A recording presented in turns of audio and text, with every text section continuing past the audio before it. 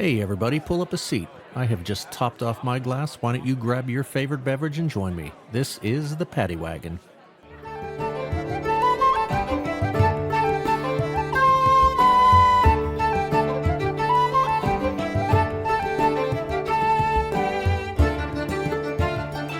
Welcome back to the Paddy Wagon, everybody. Today, we've got a very special guest. I think I always say we got a very special guest, but today we've got a good one. We are joined by, we got a lot to go through here, so I'm going to start with orthopedic surgeon, fellow podcaster, former power lifter, former professional cello player, current Brazilian jiu-jitsu practitioner, Dr. Caleb Davis. Dr. Caleb is host of the Dr. Big Guy podcast. He focuses on shoulder and elbow reconstruction, in addition to being the person currently on this podcast with any sort of talent. So, Dr. Caleb, welcome to the show, my friend. Thanks, Mike. It's a real pleasure to be here. Thanks for the invitation. Yeah, absolutely, man. And appreciate you accepting and coming on and talking. I always think any chance you get to talk with a surgeon, it's kind of fun to learn a little bit about, what you do. But I think before we get into that and find out about what you're drinking today, two things I was kind of wondering. If me and you were in a grappling contest and you wanted to ensure that you saw me as a patient, give me the two holds, one that would ensure I was visiting you for shoulder and the other that was making sure I visit you for elbow. I've got one that'll do it. You can do one. I like this even better. There's one that could probably do it. There's a submission called an Americana. Have you ever heard of this? I've heard of it. I don't know what it is. You take the shoulder. I know not everyone's going to be watching on video, but you kind of take the shoulder up above the head and start twisting it behind your opponent's back, and you have a keyhole around it. And at one point, it stresses the inside part of your elbow and also stresses your shoulder. And there's 3 points that you could break. You could either tear the UCL ligament in the elbow, which is part of Tommy John surgery, if you ever heard of that. Yeah. You could tear the shoulder, dislocate it, or the ligaments around it, or you could actually snap the humerus, the long bone of the humerus. So there's 3 potential breaking points. So that's three. Pretty. You tap quickly to that one. Yeah, that sounds not fun. It was funny. So again, like you said, not on video. First thing I thought was a pitcher. I played baseball, and thinking of the strain, it's a very unnatural throwing motion if you think about the way human bodies are built, which explains why in fast pitch softball, a lot of the girls that pitch, they don't have the arm wear. But when I saw you put your arm up like that, even putting your arm in that position, you can feel just a little bit of strain on those few different points. So first thing I thought was Tommy John surgery in the elbow. But let's just stay friends. I don't have to worry about visiting you. If I do, I'll look you up. I'm happy to say I've never broken anyone's bone on accident. I like it. Not on accident. People tap quickly and tap early in jiu-jitsu, which, for the most part, that's a good thing. I had a friend's brother who was just wonderful person, but he was the guy, you don't mess with him. And we were talking about different holds and things like that. And he's like, I have a good one. And he told me what he's going to do. He's like, explains the difference between being strangled and being choked. One's blood, one's oxygen, and it's cut off. He said, so you don't really want to, choke somebody, right? I think I have that right. Choking is oxygen. That's right. Well, we call them air choke or blood choke, or similar to what you said. And usually the goal in jiu-jitsu is to do a blood choke. It's a more slow and controlled. You can put pressure right on the trachea and just make it really uncomfortable, but it's not usually the go-to. Although if you're in a competition, whatever gets the guy. You do what you got to do, right?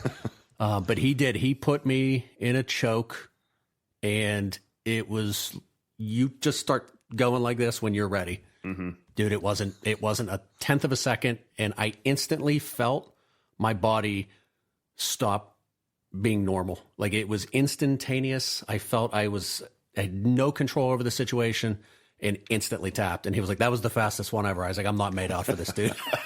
Well, I don't know about you, but I get that tunnel vision. It's like you start to get that real narrow vision and everything starts to go dark. And then you just freak out. Yep. 100%. I'm 100%. So I've always enjoyed UFC, and especially Brazilian jiu-jitsu. And I used to watch the old school, probably early 90s at this point, with Royce Gracie and all of those guys. And when you watched back then, you didn't realize what you were seeing, right? There's this huge man, and then there's this little guy who kind of looks like an extra in the Karate Kid. Probably 5'7", 5'8". He's not an imposing man. Now that you know who he is, he's just like the sweetheart. He's a nice guy. And if you go back and you watch those old things, the announcers didn't even know what they were about to see. And it was basically, this guy's winning and it's over and it's done. And he would put you in holds that you couldn't wrap your head around. They didn't even know what they were called. You know, you'd hear the announcers, well, it's like Brazilian jiu-jitsu. And by the time they're explaining what Brazilian jiu-jitsu is to the people watching, the match was over. Yeah, exactly. But but like, he's a tiny guy, but it's great exercise, good self-defense, discipline, humility. Like, there's a lot of reasons to look into that as a sport. What are some of the things that you enjoy the most with it? A little bit of a cliche answer, but honestly, it's the community. There's just such really great people that you get to meet when you're doing jiu-jitsu. You'll get the hotheads. You get the kind of the guys Always. there who have big egos and think that they're all that. But then the jiu-jitsu has a way of humbling those people. And so, the people who stick around in the sport, they tend to be humble. They tend to understand where other people are coming from. And they also, I'm a pretty big guy. I weigh almost 260 pounds, former power lifter. I've been humbled many, many times. So I understand that the guy who's 135 pounds might be able to kick my ass, like it's. Yeah. It's true. And listen, I'm going to say something. And if anyone listening is a karate practitioner, please take no offense to this. Because I don't know what I'm talking about, but it's just when you see a little kid, I'm a black belt. You know that the kid has the technical ability, but they may lack the strength. They've done all of the prerequisites to get their belts. Absolutely 100% an accomplishment. But you wonder, like, how does that translate? And I've noticed with Brazilian jiu-jitsu, like, they're not handing belts out. Like, there are people that are brown belts for a damn decade. And you only get to that point. You earn everything. And again, it's very poor wording, because it's not to say the kid taking karate can't be a black belt or a 90-year-old can't be a black belt. But I feel like it's a lot different with Brazilian jiu-jitsu, where it's, like you said, the community and the sense of accomplishment when those belts are earned. Is that fair from what you've seen? Oh, absolutely. I've been training for 2 years and I'm still a white belt. So, it's not, they don't take that lightly at all. And I think the average number they throw out there is it takes 10 years to get a black belt if you train consistently. And I mean, like 4 or 5 times a week, you're putting a lot of time and effort. I'm not talking about someone who comes and goes and kind of falls in and out of it. It's a big, big deal to get that. How long before you realized what you got yourself into, when you're like, okay, well, this is, like you said, I think humbling is the best word. I actually tried jiu-jitsu the first time probably over 10 years ago.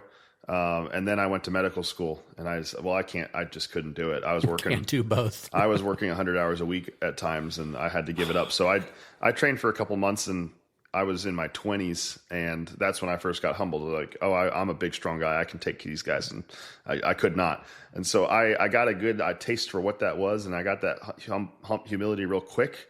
But then I had to take 10 years off. I went through my med school, my residency, and then I finally got to start training again.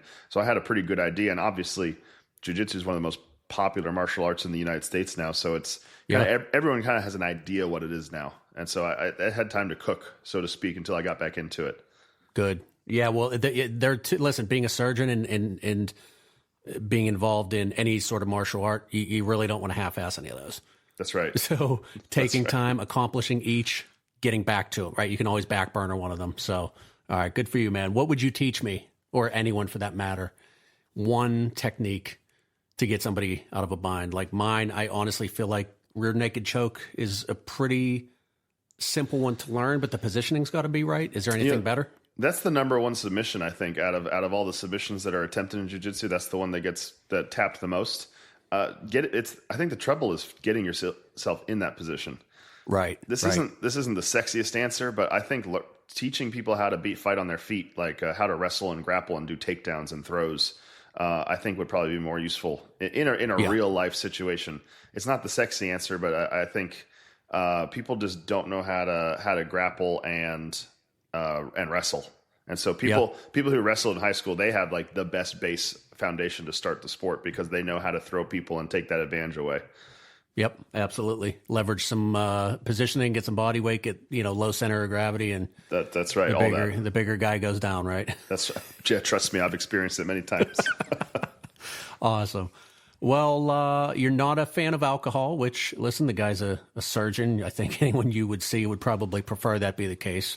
But, for health reasons, as you mentioned. And what are you having to drink tonight? I brewed myself a cappuccino. You're right. I don't drink. I got nothing against people who drink. I think it can definitely be a fun and good social lubricant as long as it's done in moderation. But I've got some personal health reasons why I don't do it, and some family history, unfortunately. So I just avoid it. But I love live off caffeine. So it's a little late for it, but I figured sharing a drink is a really important part of the culture of your show, so I want to make sure I participated. Well, thank you for that. I appreciate that. And, like I said, I normally do have an alcoholic beverage. I was going to join you with a coffee, and cheers to you, buddy. Cheers to you, Mike. I'm having a little bourbon, little Woodford Reserve Double Oak. It's one of my favorites. Well, I'm in Kentucky. It's bourbon country. There you go. But I had a cup of coffee earlier, and I wanted to join you with one. And I said, I can't do two in a row, but I will say that, so I drink, it's black coffee. Doesn't matter what kind of coffee, black. See, I feel a little fancy. I'll put my pinkies out while I drink it. I'm always drinking lattes and cappuccinos and stuff like that. Although I try not to pump it full of sugar.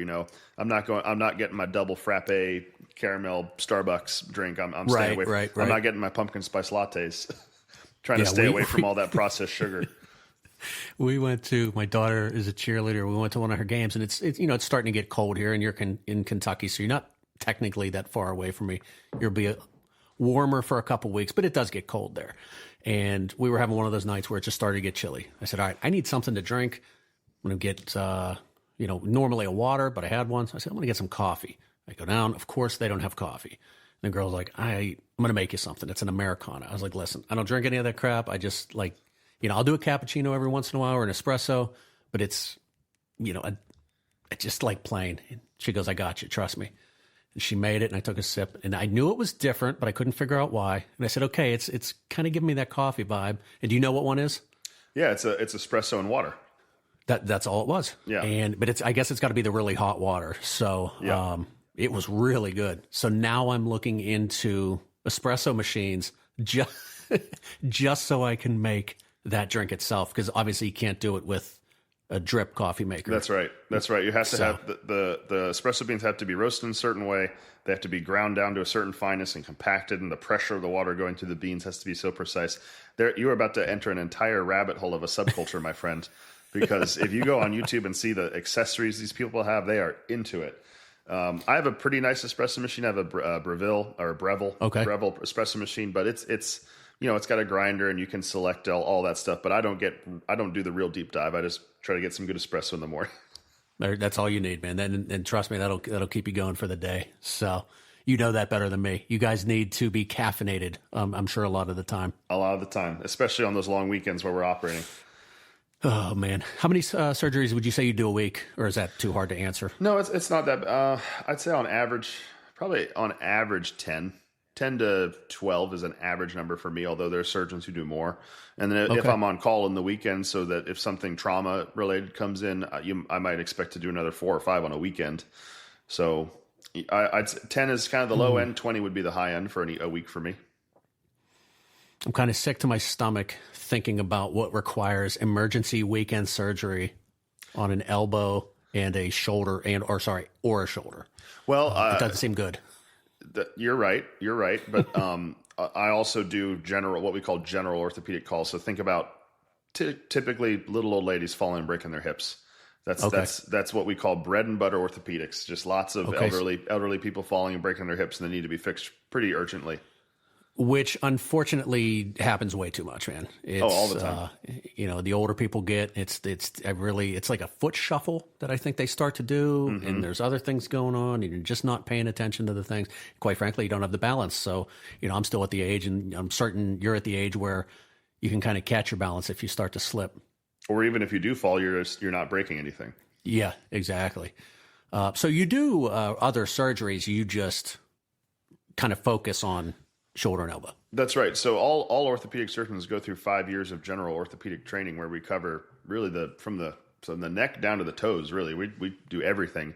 And then you can do something called a fellowship where you go and do 1 year dedicated to just one specific thing. And that's not even required. You can just go out and be a general orthopedic surgeon who does sort of run of the mill. I really love shoulder and elbow surgery. So I took 1 year, went to Tampa, Florida at the Florida Orthopedic Institute and did nothing but shoulder and elbow reconstructive surgery on top of my traditional training. So in my elective practice, I do mostly upper extremity work, but I also do I'll do hip and knee replacements as well, and things like that. Okay. Any specific experience? And I'm going to jump ahead because I kind of wanted to ask why you got into this in the first place, right? Just as a whole, being an orthopedic surgeon. But I'm going to jump ahead with one, which is, what is it that made you want to focus on shoulder and elbow? There's two answers to that question.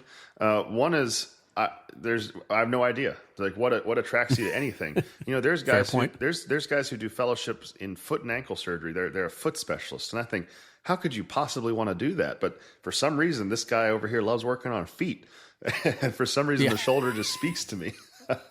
but the real answer, I've thought about this for years now because I get this question a lot. I think it's because I loved the bench press.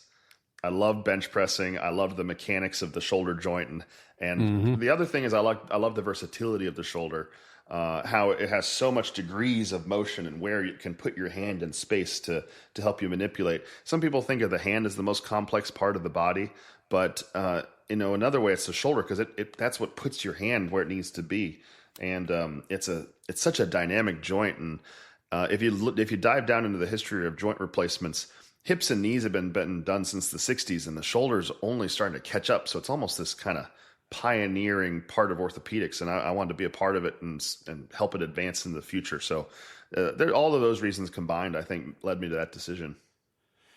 Yeah, my grandma, she passed away a couple of years ago, but prior to that, she fell and she broke her shoulder, and it was she was late 80s at the time, I want to say. And it was, hey, listen, here's the deal. You got option one is we do surgery, which I don't recommend at your age. It's not good. Your shoulder's pretty jacked up. He's a doctor, so I'm sure he was wording it a little different, but it was, we don't recommend this. We don't recommend it. And option two, you never raise your arm above this point again. And so, she chose option two. But yeah, I mean, it's right. There's a range of motion there that I think we take for granted. Like, I'm getting to the age, like my thing in the morning, I kind of start to roll my shoulders, do all these things. And I notice the older I get, there's clicks, right? And I golf. And while I'm sure golf isn't the most strenuous thing on that joint, it's overall, there's a lot of torque that you're putting through your body, and I'm starting to, like, again, just you hear clicks you didn't hear when you were 10 years younger. No, that's right. I don't think golf probably causes a lot of injuries, but I will say a lot of my patients come to me because they're no longer able to play golf they used to be the way they used to be able to. So that's it's a range of motion thing. Big complaint I get. Oh, I can't play golf like I used to. Sometimes I got to feel the answer is just age. And, for me, like it's a desk job, man. Like, I'm sitting here, I'm behind this computer 40, 50 hours a week. And, I work from home. So we have a gym in the basement. I have the opportunity to go down, work out, move around. But, if I'm busy, it's like you sit here and then you start to move around, and it's, wow, I'm real stiff. I'm tight. This is not a good feeling. And so I think a lot of times we just show up at a golf course. We don't stretch. We don't do anything. And we just like, oh, I feel like shit. And you're like, wow. You should definitely check out the latest episode of my podcast. Episode 8 was all about movement, sedentary life versus dynamic and static stretching, and all the things that come with it, and how over sedentary life can actually lead to poor joint health. I think a lot of people think of it like, oh, I overdid it in my life, and that's why I have it worn out. But you can actually have the opposite, where you're overly sedentary too. Yeah, I underdid it. I'm going to coin that phrase. I underdid it through life. All right. So in general, what got you interested in medicine? It started off a little bit unusual. I got the freshman 20, people go, they say the freshman 15, but I got the freshman 20 when I went to college, and it's like, wow, I'm lazy and fat, and I need to do something about this. And, you know, a lot of people, the first time they leave home, they kind of go wild. And of course, I got super into nutrition, diet, exercise, and that led me to see how fascinating the human body was. And that's sort of what's ultimately led me to medicine. I got really into anatomy and physiology, and that's why I ended up being a surgeon. But I quickly learned that in medical school, you really don't focus on nutrition and lifestyle modifications. That is definitely not the focus. And so even though that's what ended me up getting me there, it's not the final product. And I love what I do. I love putting people back together and fixing them and taking care of these horrendous problems that they have to deal with. But at the end of the day, that's one of the reasons I started my podcast, is like, well, I want to help people keep from having these injuries and problems if I can. So it's now I'm sort of feeling content that I've got the two ends of the spectrum here. Now I can deal with both issues. But ultimately, it all started with a fat college kid. A lot of things start with that. I think you're like, you know, I don't know if this is going to work for the long run. So, well, I'll tell you what. That's. I'm glad you brought that up, and I almost feel like you cheated on a test because you led perfectly into my next question. So, I guess the way I would word this, or let's call it a comment. A lot of professions can make people money. Okay, surgeons can make money. Lawyers can make money. There's a ton of ways to make money out there. And I think a lot of the times there's this idea that people do those careers just for money, and that they are, I don't know, you know, that lawyer, you know, real dirtbag, like a grimy, like there's just all these words associated with people. Okay. Now, doctors, you know, listen, I mean, if somebody has a poor experience with a doctor, which, listen, it happens. We have poor experiences with everybody. It's led to, you know, well, they don't care, and they don't, you know, they're just doing a job, and they're just looking at me like another patient. But what I appreciated about your background in your podcast is that you seem to have a vested interest in not seeing patients by talking about healthy living, injury prevention, lifestyle changes that we can make. And I think that is a good thing, obviously. Yes, there's going to be surgeries and things that you can do, but I appreciate the fact that you look at it holistically and say, listen, if something goes wrong with this part of your body, I'm here for you. But here are some things you can do to maybe not visit me in the surgery, right? So, kind of walk me through that in kind of why you look at it through that lens. Yeah, I think that's a great question. You're not the first person who's asked me that since starting this podcast. They're saying, "Oh, so you're going to run out of patience." Well, unfortunately, the sad reality is that's never going to happen. And right. I am absolutely confident that even if I can save a few hundred people, maybe even 1,000 people, if we're being optimistic, from having to have surgery, there's still going to be millions more who need it. And right. and just from age related problems, like we're talked about, people getting joint replacements, and people are going to hurt themselves. People play sports. They have dislocations. They have, no amount of healthy living and prehab is going to keep you from having an injury in a certain level. And yeah. My services will always be needed. Let's just say that. Yeah, I'm sure. But if I see so much preventable injuries and things like chronic health problems that can lead to more severe outcomes and worse outcomes. And if I can, like I said, just help a handful of people do that, keep from that outcome, I'll be happy. Let's say, perfect world, my advice, my podcast reaches everyone and people stop needing joint replacements. I'll find something else to do. Yeah. I didn't get into this job to make money. If I say this all the time, if you go into medicine to make money, you're an idiot, because it's 4 years of med school and it's 5 years of residency. There's faster ways to make money. Trust me. There's faster ways out there. And I'm in hundreds of thousands of dollars of debt from medical school. It's not a good strategy. That's a very fair point you make. Very fair point.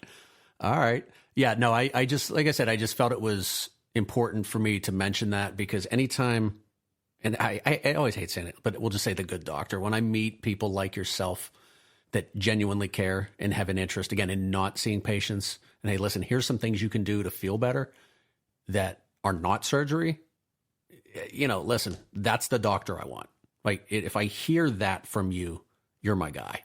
And so I think people appreciate that. I'm sure you've heard it before, but it's a real compliment, I would think, to hear you you really care about me, right? You you don't want to see me, but if you have to, again, you're my guy. So I like that, man. And so on that note, right, we talk about golf and stretching and moving and remaining active, but overall wellness in general, like it encompasses a lot of things. What are some of the things regarding nutrition and lifestyle changes, but like how do those play into injury prevention, and what are some examples of those?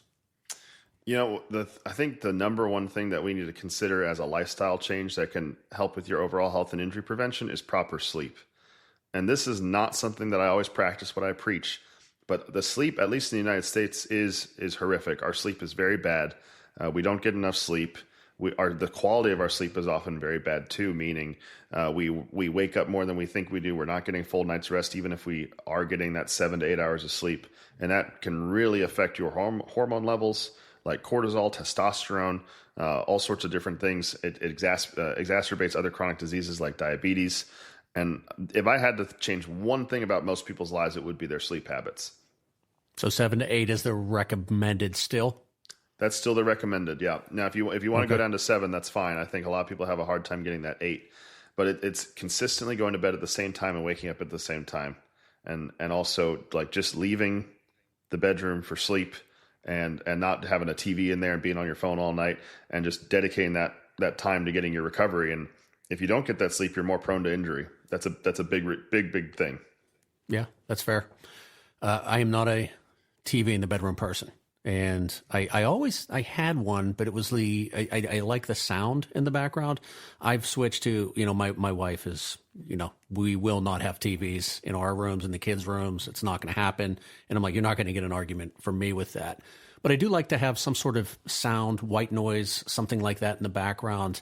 And I do feel that helps me sleep better. What would you recommend in terms of sleep that we can start to do? Again, I think that's a good point about going to bed at the same time, getting up at the same time. I used to, one of the managers of the companies I used to work at, he never used an alarm clock. I don't know how that's possible. And I talked to his wife and he was telling the truth. And I'm like, how does that person do that? He's in bed at the same time and he wakes up to the minute, the same time every day. And I've never seen him use an alarm clock. And I was like, that is crazy. But maybe it isn't if you are that committed to that routine. If you always go to the bed at the same time, you literally, the body's incredible in this way. Your body temperature falls as you're supposed to go to sleep, and it's supposed to rise as you're supposed to wake up, and your cortisol levels coincide. Your natural, what they call circadian rhythms, your cortisol rises as you're supposed to wake up, and it's supposed to wake up your body. And the light affects how you produce melatonin in your body. It's all this complex system, and if you're constantly going to bed at different times, your circadian rhythm doesn't know what to do. And if you constantly have a phone or a TV in your face right before bed and you got all that blue light stimulating and suppressing your melatonin production, like all of those things, one of the things I recommend people do first is buy blue light blocking glasses. Yeah, have you heard of this? I have. My coworker wears them, and I need to be better with that. It's a real thing. I know that. And I just put them on an hour before bed. I don't wear them all the time. You actually need the sunlight. That stimulation keeps you awake and suppresses your melatonin levels. But I put them on an hour before I want to go to bed, and I can feel a very significant difference in when I go to bed, I fall asleep versus if I lay in bed and I might be tossing and turning all night. And I think a lot of people experience that. Okay, so let me ask you this then. One of my things that I like to do, I like to watch football. College, pros, doesn't matter. But that, some of these night games, right? Saturdays are full from noon to 8. And if you, for some reason, want to watch Hawaii, it's starting at 1 a.m. But are those glasses effective while you're watching TV, right? Blue light comes out of a TV. Well, can that help with that? Significantly reduces the amount of blue light that's entering your eyes. So yeah, I definitely recommend it. The real purists, you'll see people who turn off all the lights, don't watch TV, don't have laptops, and they'll put on like little red lights, because red light's supposed to be less disruptive. Those are people who take it real seriously. I have to work. I prepare for my surgeries the next day. I'm doing patient charts and notes, so that's not an option for me. But the blue light blocking glasses help offset things like the laptop or the TV. Okay, I'm a huge fan of red lights, believe it or not. So my entire house is filled with hue bulbs. The landscaping has hue bulbs, and my favorite hue is that red. Okay. The lights go down.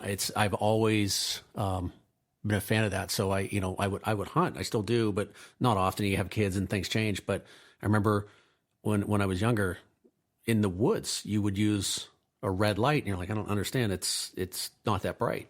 One, you don't need it to be, but the way your eyes perceive that light, it's for some reason it just felt normal to have a red light. So ever since I was a kid, I've always enjoyed red lights, or, before they had the hue bulbs, even screwing a red light bulb into your lamp and having that up if you have to get up in the middle of the night, rather than that just glaring white bulb. Well, and since you've done that, you probably noticed that if you were to look at a normal spectrum of light and then you turn back to the darkness, you can't see anything. Where if it's just a red light, your night vision is preserved. Ever wonder what happens to your stuff when you're gone? Yeah, me neither. Until I realized my family might turn my original release vinyls into coasters for my prized bourbon collection. That's where LawLaw.app comes in. With their cutting-edge AI, you can create a will, revocable living trust, medical power of attorney, and a number of other legal documents to help protect your assets. Heck, they'll even throw in a comprehensive user guide, all in one slick package. That's not all, though. They will give you unlimited edits and free professional support. So whether you decide to leave your dog your life savings or your cousin Carl a heartfelt, "You are welcome for nothing, dickhead," you can update it at any time. Avoid probate, legal fees, and stress on your family. LawLaw.app has a variety of packages you can choose from to suit your individual and your family needs. So why wait? Get peace of mind and make sure Carl knows exactly where he stands. Visit LawLaw.app and be sure to use our coupon code PaddyWagon24 to get 10% off. Let them handle the paperwork so you can get back to not thinking about your inevitable death. Yep, absolutely. So that's good to know. What about diet? What would you recommend in terms of diet? I get horrible heartburn, which unfortunately for me, my love of coffee and caffeine and love, wine too, red sauce. It's like all the stuff that you would not eat. Yep. I enjoy all of those things. What are some things that we can do from a nutrition standpoint? Diet's a tricky one. Diet, I don't think there's one size that fits all for diet, and there's so many things out there. People saying, "Oh, you got to go keto, you got to go carnivore, you got to go Whole30, vegan," and at the end of the day, I've tried every single diet out there. I've done Atkins, keto. I even did a vegan diet for a while, and every single time I followed a diet, I lost weight and I felt better. That rather than just eating whatever I wanted in the American diet. So to me, if you can find a diet out there that you can stick to, and it actually you stay happy, you stay sane, you got good energy, and it doesn't make you miserable, that's the diet for you. That may sound a little simplistic, kind of like a cop out, but it really is. Like if you find a diet that makes you miserable and you can just push through it for 3 months, but then you rebound hard and go back right to where you came from, that didn't help anybody. In fact, it made you worse. Me personally, I do really well with more of a low carb, low grain diet where I eat more meat, protein, and fat. But for some people, that's not the way to do it. Some people do what they call just a macro diet where you eat whatever you want, but you just keep it to the protein, carbohydrates, and fats that you've measured out for the day. And some people are really good with that. And I think they all work. The whole problem, I think, with the American diet is that we just eat whatever we want and we don't think about the number of calories we're consuming, and it just gets away from us. One thing I tell people to do when they're first thinking about losing weight and and thinking about their diet is just write down everything that you eat for a week in a journal, and you'll be shocked at the number of calories you're eating and how much food you're actually consuming, because you don't even think about the times you snacked or what you ate, or you go back and look and see what you actually ordered at a restaurant, and it's insane how much more calories you've consumed than your body needs. I wish that I could disagree. I'll be honest with you. It's so we eat. I always say this. I eat healthy, and my wife eats healthy, but we try to avoid certain things. But at the end of the day, earlier today, right? Halloween was a week ago. My wife's like, "I bought too much candy." I'm like, "No, you didn't. That candy's right in that closet. It's perfect where it's at. That'll last me the course of a year." So what do? I walk in, grab a handful, or we've got a Five Guys, which I love burgers. Mm-hmm. Get a Five Guys. Should we get the small fry or the big fry?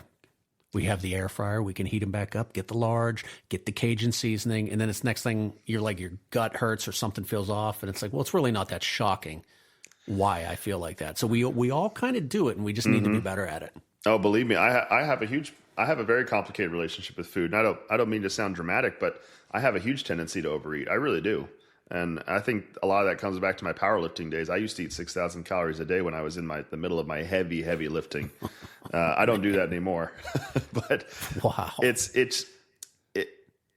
easy. It's easy to do, especially in our country where we have hyper palatable food, meaning it's just tastes delicious and it's designed to taste delicious, and it's designed to make our brains crave more. And if you can break that cycle, that's a good thing, but it's hard to do. Yeah. Well, my little girl, and my wife brought this up. I never thought of it, but a lot of her toys, she's 8. She's got the squishies and the squishmallows and all of this stuff. And it's like, she goes the one day, she says, you ever notice all of her toys and stuffed animals and little dolls? It's all food. Oh, Every bit of it's food. Everything that they look at on TV is food. And I was like, wow, I never thought about our attachment to food in this country. It's food even when it's not food. And I mean, I'm not a big sweets person, but salty chips, cheese, I love cheese. And it's like, if there's ever a situation when it's like, you can't eat cheese anymore, I'm going to struggle with that big time. Like, I smoke my own cheeses and things like that. So, we'll just say, I hope that day never comes. Would you like cheese? Oh, I love cheese. Yeah, I absolutely do. What's your thing you would eat all the time that if it was just like the hell with it, there's no such thing as diet and health? You know what one of my guilty pleasures is anything with melted cheese on it. But I love to make grilled cheese, but I like to smother it in like smoked turkey and jam, almost like a Monte Cristo or something like that. Oh man, I'm all about that. Yeah, that sounds fantastic. My daughter doesn't like melted cheese, and I remember saying to her one time, I was like, "What is wrong with you?" Oh yeah, melt cheese. Like... Melt cheese on something, I'll eat it. Absolutely. Oh, totally, man. So I mentioned, kind of the 9 to 5, right? Mm-hmm. We don't move a lot. I'm one of those people. I'm guilty. I try to get up, but the fact is, as I sit down and you lean forward, you scrunch. There's a motion, right? And I think a doctor could look at you and tell you that, right? I would think you could look at somebody and say, you sit at a desk for a long time during the day and overall over the course of a week, right? Staring at these screens, different things like that.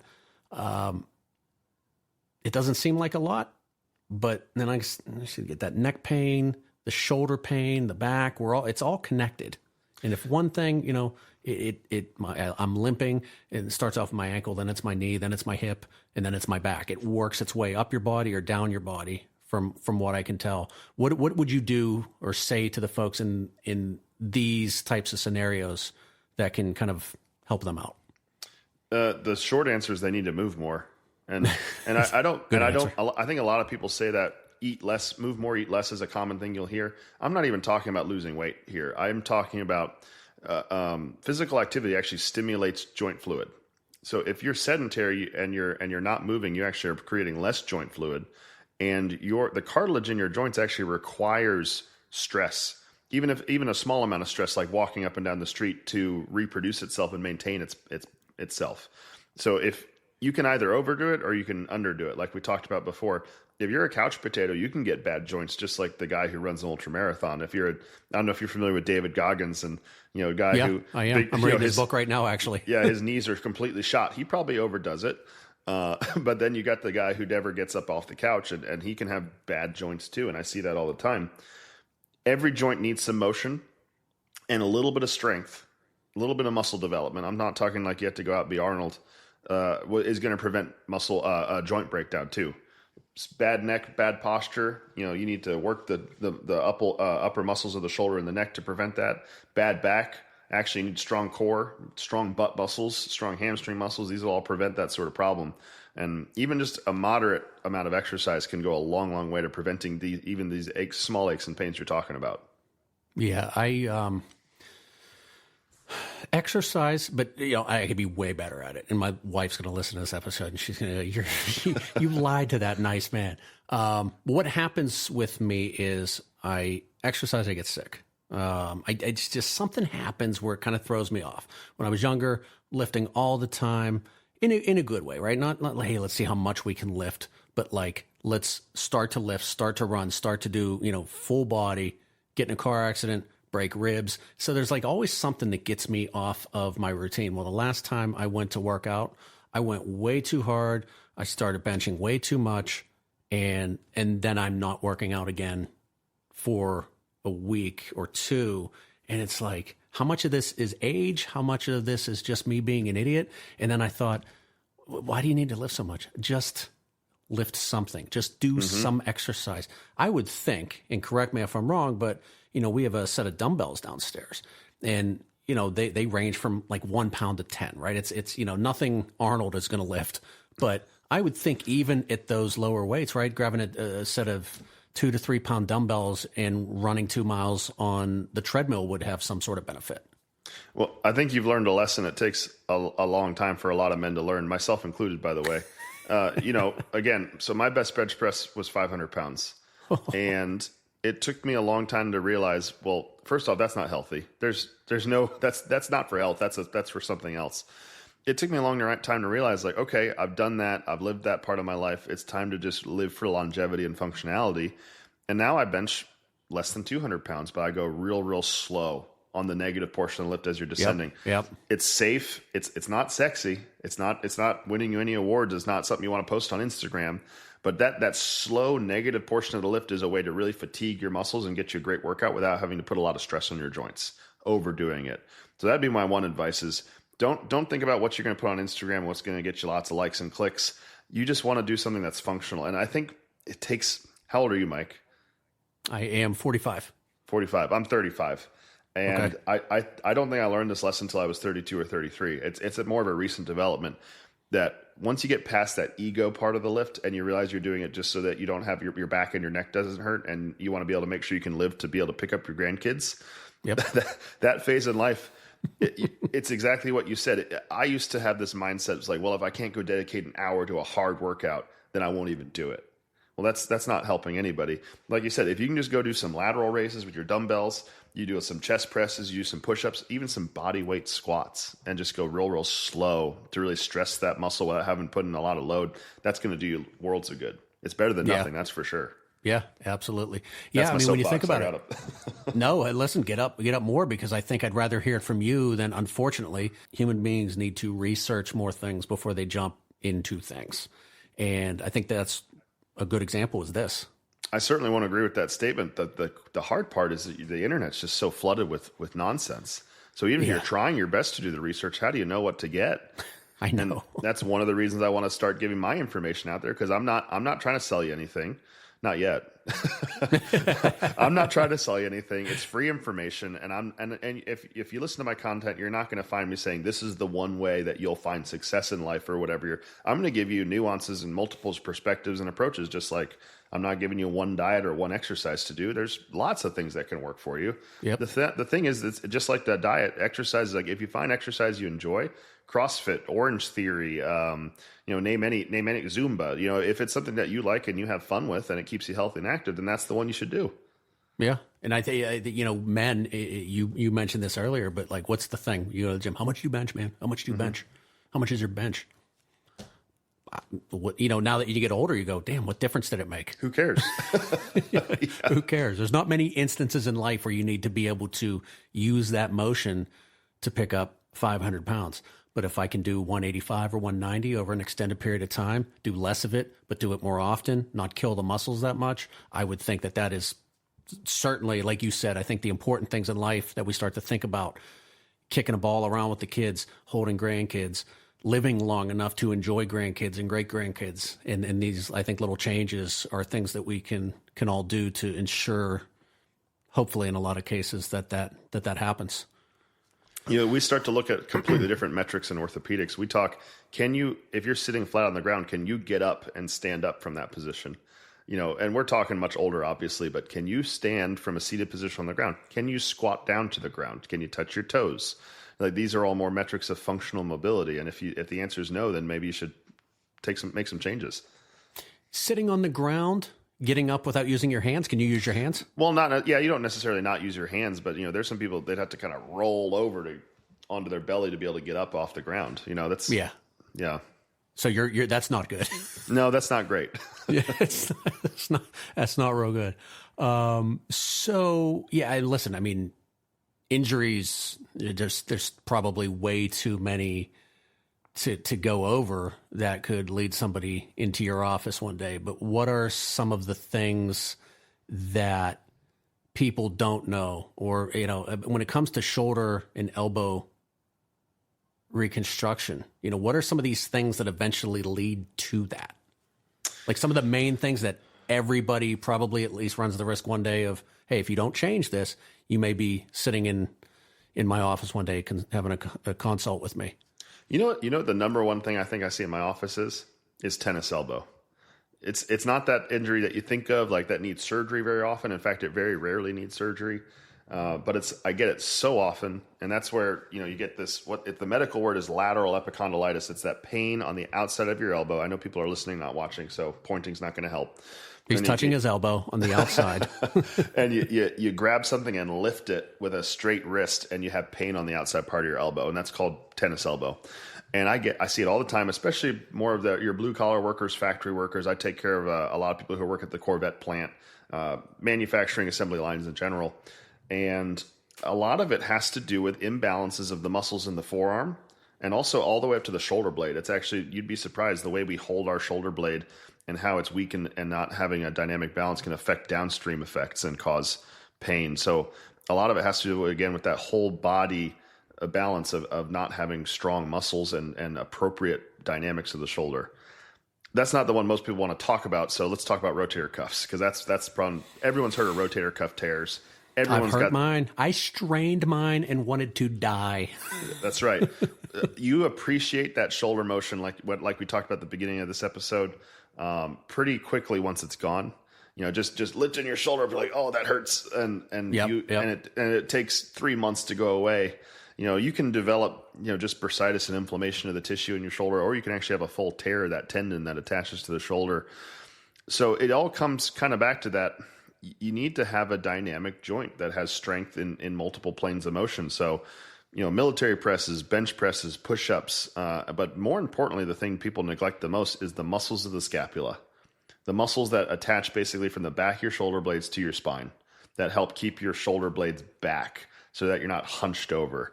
I'm hunched over talking to this guy right now, by the way. I can see my stupid posture, and it's like I just need to sit back. And even guys who are big into the bench press, they work their big pec muscles in the front and they neglect the back and what we call the periscapular muscles. And I think that leads to a lot of posture problems. It leads to a lot of poor adaptations of movement of the upper extremity. I'm trying not to get too much into jargon here, so I'm forgive me. Please, no jargon away, my friend. And I think that leads to a lot of injuries in the rotator cuff. And a lot of times you have partial cuff tears where imagine like a frayed rope where it's not torn off the bone completely. And oftentimes you'll have that full tear. And I hate to say it, but that usually will require surgery in most situations if it's a big tear. And that's something I do a lot. But you can go on YouTube and you can find exercises that for the rotator cuff, which is great. It's all well and good. I encourage it. But if anyone's having a lot of shoulder pain, I really encourage them to look up scapular strength training. That's a good call there. One of the things I learned about a while ago, and this is going to reference the lower body, but my question leads to, is there anything like it for the upper body? So I don't know if it was a study or what it was, but, a lot of ankle sprains in football, a lot of ankle sprains in basketball, naturally. If you've seen that sport, there's ankle sprains, high ankle sprains. There's so many varying degrees of those injuries. But what this person started to do was for strength training with some of the athletes, or strength, maybe that's not the right word, but we'll call it strength training. I think it is, because it's about assisting muscles, if you will. So instead of really focusing on the main muscle groups, the core muscle groups, this guy he's like, okay, here's what I want you to do. You take a trampoline or a balance ball, one of those things. I can't think of it. It's like that little half ball. It's called a Bosu ball, I believe. Bosu ball, yes. Yeah. I couldn't think of the name of that thing. So you take a trampoline or one of those, And it's really weird, but if anyone has one, I want you to try it. I want you to stand on one of those. I want you to lift one leg. Okay. Then the fun part, shut your eyes. So when you shut your eyes, your balance gets thrown off. So you're standing on one leg on this Bosu ball or on this trampoline, and you do this. And that reduces injuries with the ankle. And I'm like, well, how's that a thing? Well, you wobbling back and forth is kind of working on those assisting muscles. So you've got all these little muscles throughout your body that we don't pay any attention to. And there apparently was a significant reduction in ankle sprains and injuries to the lower, anywhere near the feet because of that exercise. And that's, if the way I look at it, it's not even an exercise. It's just you standing there. But when I did it, I was like, oh man, I can feel it. I can feel the swaying back and forth, and you can feel the muscles getting worked out. And you're like, I didn't even know that was a muscle there. So it's a completely different concept, if you will. But in that note of what you're saying, is there anything similar to that as it relates to kind of the assisting muscles? And is that the proper term? Am I using it right when I say assisting muscles? I've always called them stabilizer muscles. Okay. They're not designed to create large amounts of force like you'd imagine the quadriceps or the hamstrings, but they are what I call dynamic stabilizers. The type of training you're talking about is called proprioceptive training. Again, okay. Medical jargon, but proprioception is where your brain perceives where part of your body is in space. And if you were to close your eyes, you can say where my hand is in space or where my foot is in space. And so it's almost a subconscious training for your brain to understand better where your foot and ankle is in space when you're using it, and it can protect itself more effectively. There is training like that in the upper extremity, but it gets a little bit more complicated. Okay. Things like one-armed push-ups, which most people can't do, myself included. I can't do one. Yep, I'm right there with you. But they do have some training. There's an implement called an earthquake bar. I don't know. You may have seen a video of this where it's like a bench press bar, but it's elastic, so it's wobbling. It wobbles while you do a bench press, and you're moving. Your arms are moving in all sorts of different directions, and it takes all these little muscles that you normally wouldn't have to use during a bench press to keep the bar in a straight path, because it's constantly trying to wiggle and wobble you away out of that path. So that's just one example. But it's a little bit harder to do in the upper extremity, but it does exist. Okay. That's good. Earthquake bar. It's called an earthquake bar. Yeah. I'm going to look that up. That's very interesting. And thank you, by the way. Yeah. Yeah, absolutely. For when I said assisting muscles, I'm like, you know what? If anyone knows what we're talking about, it's going to be this guy. But that was always, it made sense. And again, maybe it wasn't medical jargon, but it made sense. It's like, hey, you've got these bigger muscles, but let's not neglect the little ones that help out a lot more than we think. So thank you for that. Well, here's a really simple real world example I think most people could imagine.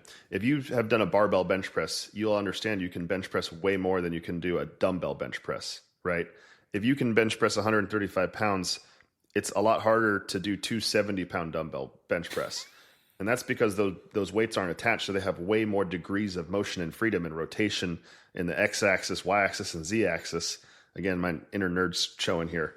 And all of these smaller muscle groups that you aren't isolating are having to work now. And so that would be just another example of it that probably most people have very felt. Good example, which is why a lot of those guys do that. It's technically the same exercise when you look at it. But again, because you take that bar out, now we're on kind of different planes here. It's almost like a, what's the word I want to use for the, not a transmission. like if you think about tires and axles, right? Lock in 4-wheel drive, we're both turning on the same one. That's then right. You go into 2-wheel, and it's, the differential. That's the word I was looking for. It's kind of the same concept in a way. So I'm not a car guy. I don't know if you can tell. So well, I'm not either. Right. So you fooled me.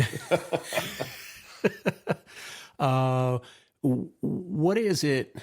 And again, catastrophic injuries aside, what is it that you start to see when we start to go, okay, we're getting to the point where we may be talking surgery here. We're sort of exhausting our options. What are some of those things that you start to see that you determine, hey, surgery or not surgery, right? There's still time to kind of correct this.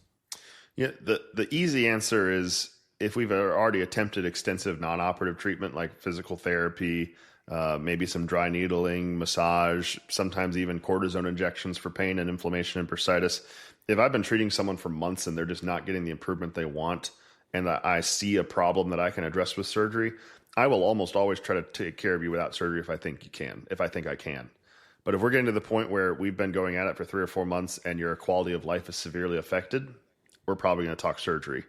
The other one is if you're very young and you have a serious structural tear, like if you dislocate your shoulder and you tear your labrum and you're 19 years old, the studies show that the statistical chance of you having another dislocation reaches close to 100%. Really? If you're 45 and have your first time your shoulder dislocates, we're talking probably closer to 50% chance. So it's a dramatic difference. You would think the opposite. Well, there's a couple reasons for it. One, you just have a longer time to live. And you also tend to become more sedentary and less active in taking risky behavior decisions in your 40s versus your 20s. So it plays it plays out over and over again and so if you come and tell me, well, I'm a football player or a rugby player and I've dislocated my shoulder, I'm 18, 19 years old, I'm going to say, look, we should probably fix you because you're going to do this again and we need to try to prevent this from happening. Versus I have a lot of people who come in and they're 60 and they fell and they dislocated their shoulder. Said, look, let's just put you in a sling for a couple of weeks. We'll get you in a rehab. Chances of you having a dislocation, unless you have a bad trauma again, are pretty low. And so good level of activity and age are probably the two things that come into the play the most with most of these types of injuries. Yeah, it's funny. Like, I don't feel old, man. I've got young kids. I'm still active. I'm out catching ball, shooting ball, whatever we do. I'm very active with the kids, and I enjoy it. It gets me moving, and I love throwing football with my son and shooting basketball with my daughter, doing all that stuff. But at 45, like I used to just run around, and it's like now it's like I'll let up a little bit. My son's like, why'd you stop running? I'm like, because I'm 45. And like, I walk through the yard and I'm like, I know there's a divot somewhere around here. Like, I never used to think about stuff like that. And I'm like, I stepped in it last week and I really don't want to do it again because I don't want to blow my knee out. And it's funny. Like, you really do start to view things differently. And once I'm going to say up in age, but I don't really feel that old, but I do feel that sense of, maybe it's just biology saying, let's start to protect you a little more. Let's start to reel it in and start to shut certain things down instead of, going all out like you do in your 20s. No, that's certainly true. And we start to atrophy more. And, I always forget exactly where that peak age is, but it's somewhere in your early 30s to late 20s where you're starting to lose bone mass and muscle mass. And it just becomes harder to maintain it. And your testosterone starts to drop in males. And we have to work a lot harder to maintain what we have. And I think that we can, but it just takes more of a concerted effort and a daily disciplined approach to do it. Yep. Good. Now I'm ready to work out after this one. It's going to be too late tonight, but tomorrow I'm going to get started. So when it comes to surgery or, say non-surgery, right? You're exploring all options, right? The goal is hopefully to not have surgery, and you lay out a couple scenarios where, hey, maybe we get this knocked out now, prevents that injury down the road. You mentioned tennis elbow. What are some of the major, would you say, kind of traumatic things that you see where it's like, listen, it's surgery and possibly even life-threatening? I mean, what do you see the most of? The most common example of a surgery where I say, look, you don't really have a choice is any part of your femur that's broken. And I know that's not the shoulder, it's not the upper extremity, but when we're talking about you being able to get up and walk, you don't really have much of a choice. We're talking if you decide to go non-operative, you're going to be in a cast and traction for 2 months. And that's just not something people do anymore. And if you're talking about the elderly, the reason that we're so adamant about getting that fixed is because if you're in bed for 6 weeks, you get pneummonia and you die. And I hate to be so blunt about it, but that's the reality that we're talking about. And you can have all sorts of complications from being bedridden, and that's why we get you up and mobilize you so quickly.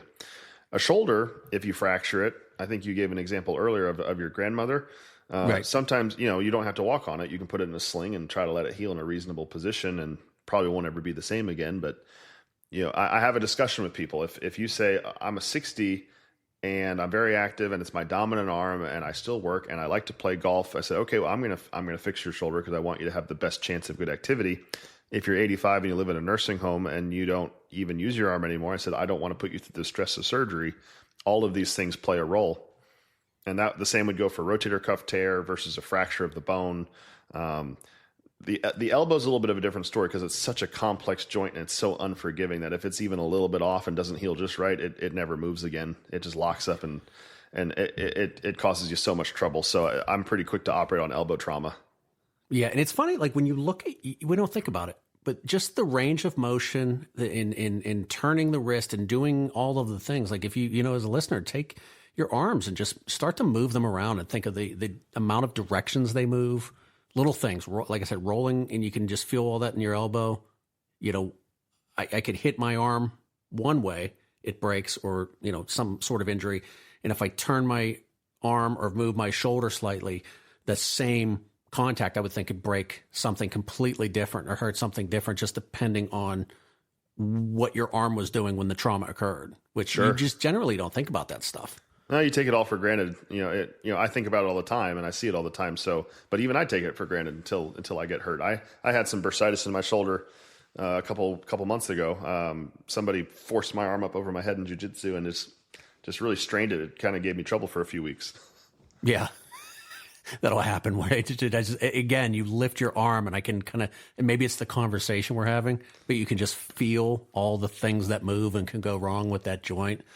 What are some of the challenges you face when it comes to surgery? I imagine age, obviously, kind of being one of them, but, you know, from I guess a technical standpoint, and again, all injuries are a little different. Is there anything that jumps out at you and you say, okay, this is problematic, or I've not seen this before, or I have seen this before, and here's where we struggled? Like, what type of things do you see where it's like, okay, let's think about this one for a second?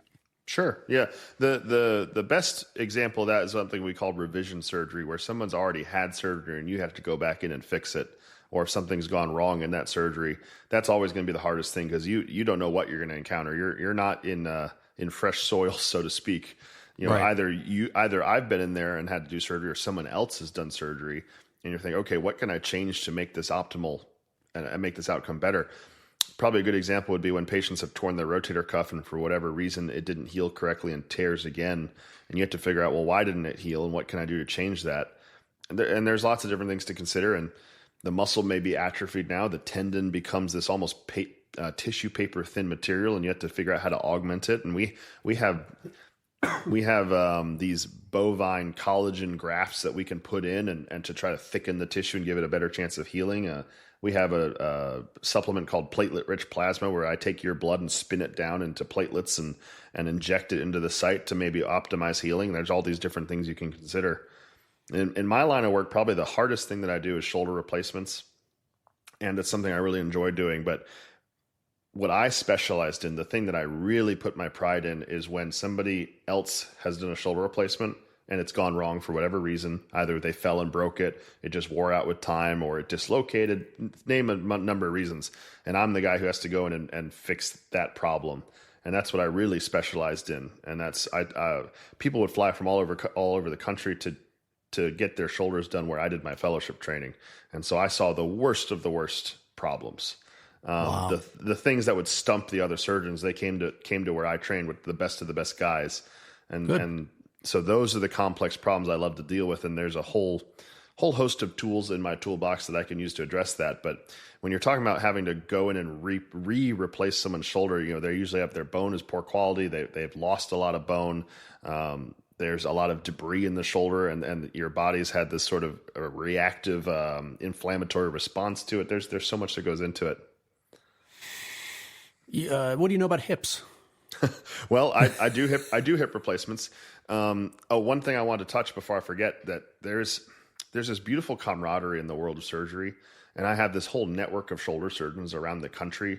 Believe it or not, it's a pretty small club. You know, people who are fellowship trained in shoulder reconstructive surgery. So we have meetings. We get together at conferences, and I have if I have a really complicated case, I'll send the X-rays to my colleagues and say, "What do you think of this? Like, what would you do here? Like, let's bounce ideas." So it's almost like a conference call discussing a complex patient. So we do that a lot too. I think one of the best things we can do as human beings is, instead of trying to always be the smartest person in the room, is know that sometimes that person may be somebody else, or as a group or as a community, when we all get together, that's a pretty impressive brain. Let's all look at this together and figure out what's the best path forward. I know as human beings, we all want to be the one, right? Regardless of what that is. but there's some value in that when it comes to surgery and doing things, which is, how can I be better tomorrow than I was today? And again, with the human body, my gosh, the amount of injuries, everyone's body is different. And if I break my shoulder and you break yours the same exact way, the injury, I would imagine, could be completely different just based on our bone structure and maybe some potential injuries that were there that we didn't even know about, or, bone mass. I mean, there's just so many little things that I think can complicate or make things easier, right? Right. Well, and just like you said, okay, maybe I'm a hot shot. Maybe I'm great at what I do. And I like to think that I am. But I'm I young. would hope so. You're operating on me. I want you to think you're good, right? but I'm young, and no matter what, that guy who's been doing it for 30 years, he's going to have seen some things I've not seen, and maybe it's not always been this way in surgery, but I think in the last decade or so, it's become much more of a collaborative field, and I'm happy to say that we all share and bounce our ideas off of each other to try to help patients. That's fantastic to hear. I brought up hip, so my dad is having a hip replacement, and I'm going to talk for the guy. I don't know what I'm talking about. I've only done one hip surgery in my life. Basically there were two options. Now I don't know if there's more, but my sister is an occupational therapist. And what she said to my dad, she's like, send me the information on the surgery you're having when you get that information. Let me see what it is. They're both going to be good. One is going to require a little extra recovery time. It's going to be a little tougher on you, but both options are good. Let me know. And so he talks to her. She goes, so you have the tougher of the two, which is no problem. But, and again, I didn't ask details because I don't know. I wouldn't know what to ask. But what are some things because again, I'm starting to see this a lot of hip replacements, a lot of shoulder replacements. I think as the technology evolves, more people realize that it adds to the, you're getting older. Let's make you live a little longer and be happier while you do. What are some things that in this scenario, right? My dad having that, and when I say the two types, I'm assuming there's more, but do you know what I'm talking about by any chance with that limited info? It's hard to imagine what it is. There's a couple different ways you can do hip replacements in terms of the approach, meaning do I come from the front, the side, or the back? So there's what we call a surgical approach. I favor the anterior approach, but you'll find another surgeon down the road who says the posterior approach in the back is better. I find that patients recover a little bit quicker and easier and have a little bit less pain if I go through the front. Some people swear it's better in the back. Now there's the total hip replacement. There's also something called hip resurfacing. That's usually reserved for a younger person. I don't know how old your dad is, but in most cases with someone who has arthritis of their hip, they're going to get a total hip replacement, not a hip resurfacing, which is a little bit more bone preserving, not quite as invasive.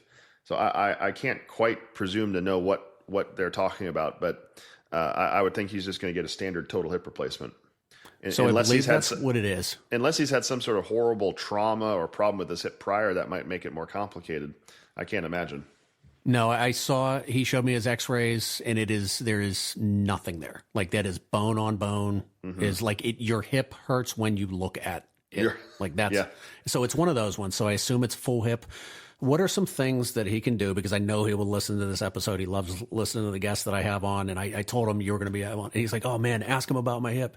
And I'm like, he's not a hip guy.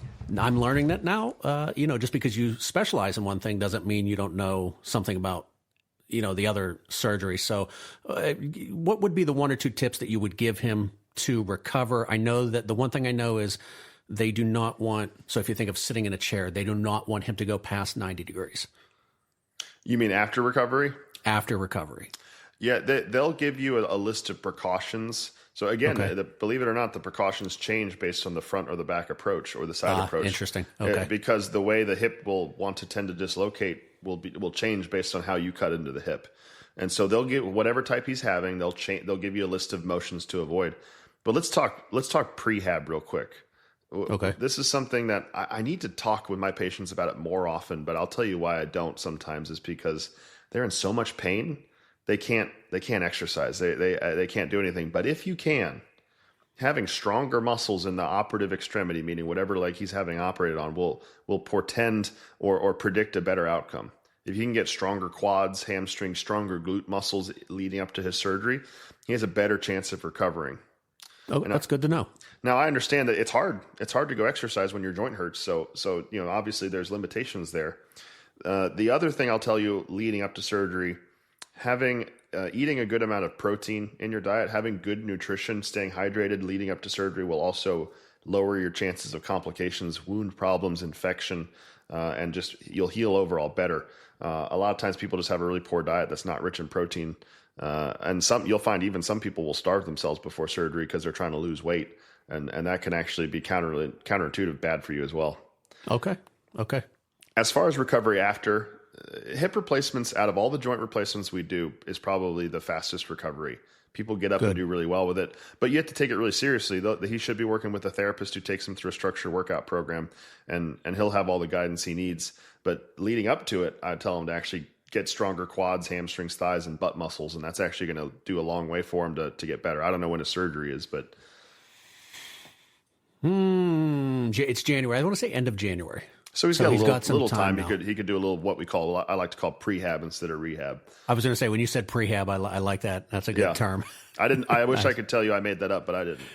Whoever made it up, it works. Okay, well, good to know, man. So, Dad, you heard it here on the Paddy Wagon. Little things can make the recovery a lot better. So, thank you for that. I appreciate that. Oh, my pleasure. And when you talk about injuries, right? Athletes, non-athletes. You see these guys take these horrific injuries in football. So, a guy for the Detroit Lions destroyed his leg, and it was like, hey, I might be back for the Super Bowl if we're in it. And they're like, dude, if I did that to myself, are you talking about the tibia fracture? Yeah, I think it is. Yeah, I saw that video. It was nasty. Yeah. Maybe not nasty to you, but to me, the older I get and I see that stuff, I'm like, I can't do that anymore. But they just seem to have a way of healing better. I assume that just kind of ties in again, diet, exercise, the supporting muscles, the just overall wellness and the health of their body helps recover faster. And of course, they have access to the greatest trainers and gyms and rehab and all that stuff. But non-athletes, right? Do you see those types of injuries? Is there a chance that somebody that is not an athlete can heal in that manner, or is it just that athlete body is just so much more well conditioned? I'm going to try to give you a few answers. I'll try to make it as concise as possible. A tibia fracture in particular is a devastating injury. It's very painful. It involves putting a rod through the hollow part of the tibia and basically putting the bone back together and putting screws above and below. And this rod is through holding it all together. And you can actually get up and walk on it the next day, but it's painful. It takes a long time to heal. Out of all the bones that don't heal, a lot of times the tibia can be at high risk for that because it has poor blood supply in areas. I chalk it up to everything you said, but a lot of it comes to motivation. And this may sound a little new agey for a surgeon, but I really do believe that mindset and optimism when it comes to surgery play a big role. I talked about this on my podcast too. Actually, they showed studies of people who are more anxious, more pessimistic will have poor outcomes after surgery. And I think these athletes, the type of people they are, they're very, very driven. They're going to follow the rehab to the letter. They're going to have their nutrition on point. They're taking their vitamin D and their calcium. They're training the way they're told to, and they're driven. They have huge amounts of motivation to succeed. And that you don't always see that in the general population. A lot of times people, unfortunately, I see it all the time, they despair. They get really depressed when they go through this major life-changing event. And I think sometimes that leads to poor outcomes. Yeah. I am a huge believer in what people can accomplish when they tell themselves they can. I don't think that sounds crazy. If anyone thinks that sounds crazy or too, like you said, too new age, I don't know how it's possible because, it's just like tell somebody they can't do something and see how they respond. Right. We were just talking about this tonight, watching the game was on, the Lions were playing, their quarterback, right. He was with the Rams. And they traded quarterbacks a couple years ago. Now, if I'm that guy, right, if I'm Jared Goff, I'm thinking, they didn't want me. I was the number one draft pick. They don't want me for this other guy. Nothing motivates me more. And I think that he's now a better player because that happened to him. So he convinced himself that, no, they made the wrong choice. So I think with surgery and things like that, I think that's a really good point, and I agree with you 100%.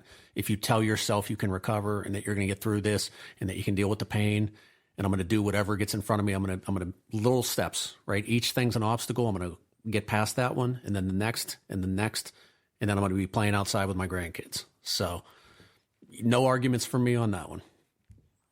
What, how is it mentally for you with the surgeries? Is it kind of hardwired in at this point? Does it take a toll on you? How is that? Like, how would you describe that? Again, you're looking at different injuries. These are people, right? It's not just the shoulder.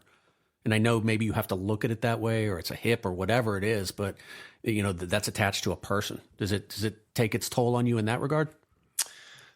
Yes. The short answer is yes, it does. Finding the balance of empathizing with your patients and connecting with them as human beings, obviously that's incredibly important. But at the same time, if you take too much of that home with you, you're right. going to burn out. So you have to find some level of detachment, but you also can't dehumanize your patient and just look at them as a body part or a number. I think I do a good job drawing that balance. I think I err more on the side of over empathizing and over connecting with my patients. And sometimes that can lead to a little bit of a sense of burnout, but I'm so tremendously blessed to be able to do what I do. I think I always come back to that. I'm just so happy that I get to do what I do. And that usually brings me back. And plus I have a great support system. My wife, my family, I have a lot of people who can support me when I'm feeling down. That's good. The hardest thing is no matter how good you are, you're as a surgeon, you're going to have complications. Whether it's because of something you did or just bad luck, and that I take that hard. I always want to do best for my patients, and if we do surgery and then things don't turn out the way I wanted it or they wanted it, it's hard not to dwell on that. Yeah, I want that. I mean, that's again, I think it's a compliment to you, right? It's whether you call it it's an obsession or whatever it is, where I need to do this perfect, or it has to be, the outcome has to be exactly what I want. I would prefer that, right? If I was on, I had surgery and it was tough, I think I'd want to see the doctor go, no, it wasn't the way I wanted it. I take that personal. I mean, it's got to help a little bit versus, I know there's doctors out there and there's people out there where it's like, if you weren't doing what you were doing, you wouldn't have had surgery in the first place. And it's just, that doesn't help anyone. Right. Well, I've said this before. I worked with many surgeons during my training, and I learned just as much what not to do as what to do while watching some of these surgeons. So I don't want to be like that when I'm out on my own in the real world. I want to not make those mistakes. And so I took a lot of what you're talking about to heart and say, okay, no, I'm not going to be that doctor. Well, they're both still learning, right? I'm learning what to do and I'm learning what not to do. And I think that there are a lot of times, learning what not to do is just as important, if not more important than, the proper thing to do. So I agree with you there.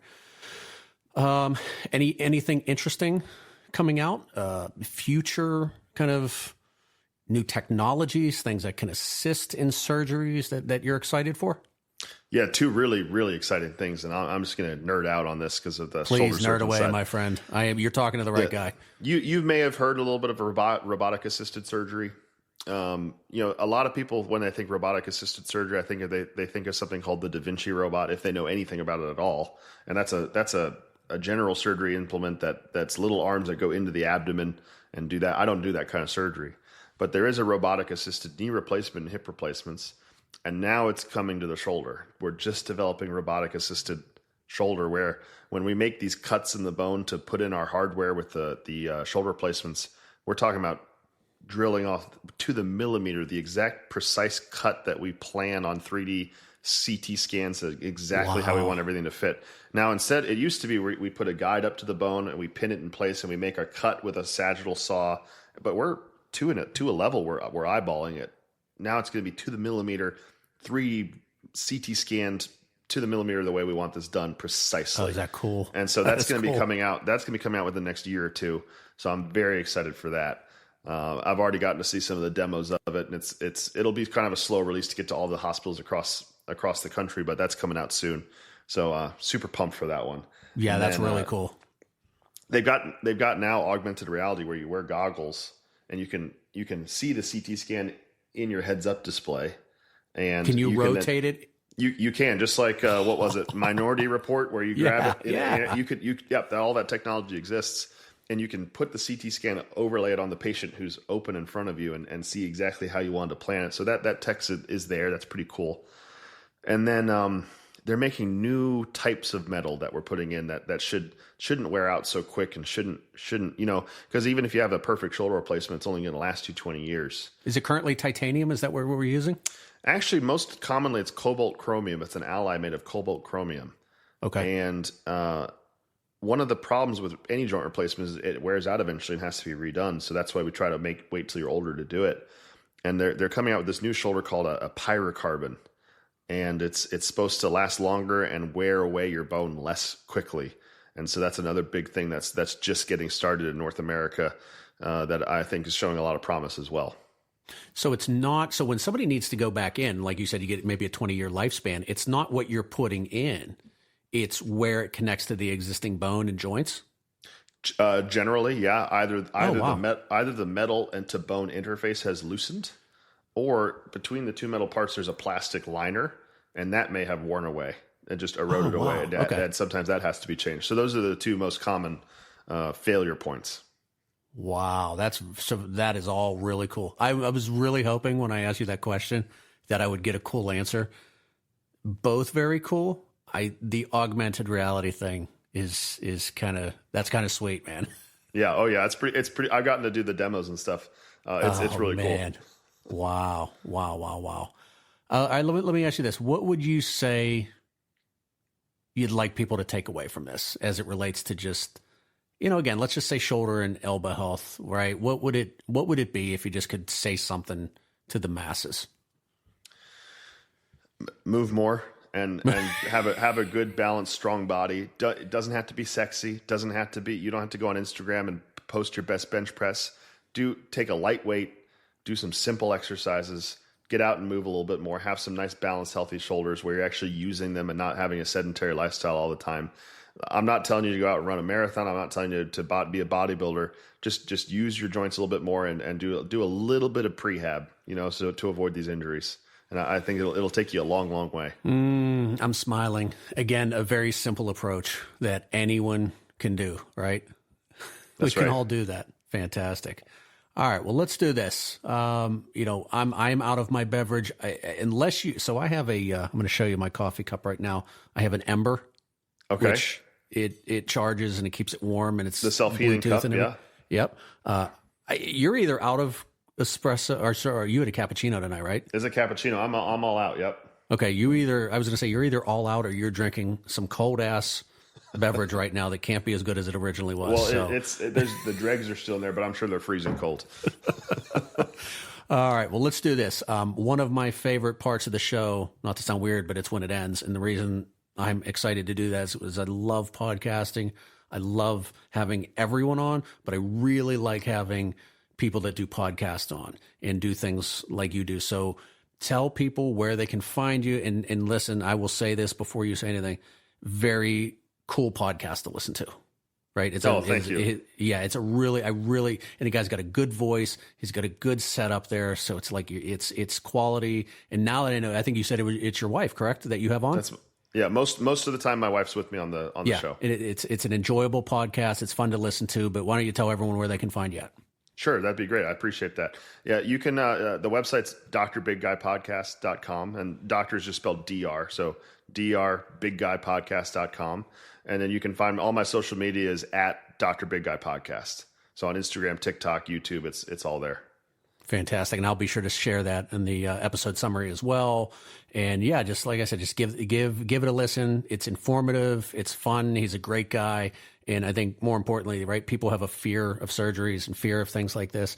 There are doctors out there that care about the people that they are performing these surgeries on and that they're interacting with. And a lot of the times, hey, we want to avoid surgery. Here's some different changes you can make so that you don't have to see me next time when I'm holding a knife. So thank you so much for being on the show. It's been a lot of fun.